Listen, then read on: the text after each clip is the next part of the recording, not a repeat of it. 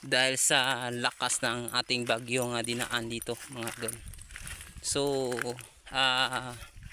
sa awa ng ating Panginoon mga idol, kahit binagyo itong sili na to, pero ngayon tinalian namin pagkatapos ng bagyo. Bumangon na siya ulit mga idol. Ito po ay lahat ay na tutumba dahil sa bagyo. Ang iba mga puno ay nababali mga idol, lahat ay namamatay tulad nito mga idol nabali ang puno niya mga idol yun.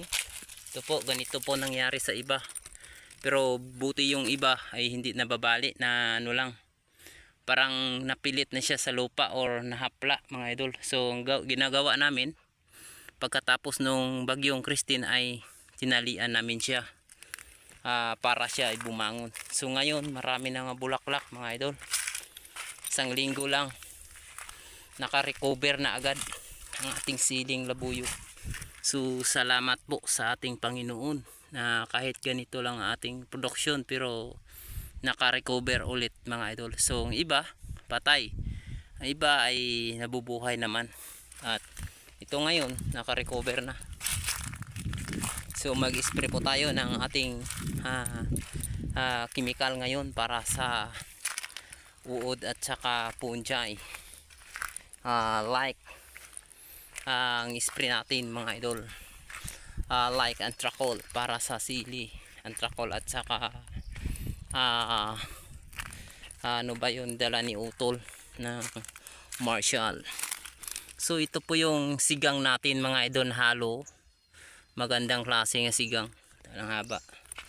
So shout out dyan sa mga farmer natamaan ng ating bagyong Christine. So pasensya, ganyan talaga mga idol. So ngayon kami ay naka-recover na. Yun ang mga bali mga idol bagyong Christine. Mga pinsala ito, marami itong mga pinsala dito, kaya ngayon ay naka-recover na konti. So nagpaturo nga ako kay Utol para magpaandar ng ating makina, kasi araw-araw tayo dito sa farm. Kailangan talaga alamin natin lahat ng mga gawain dito mga idol.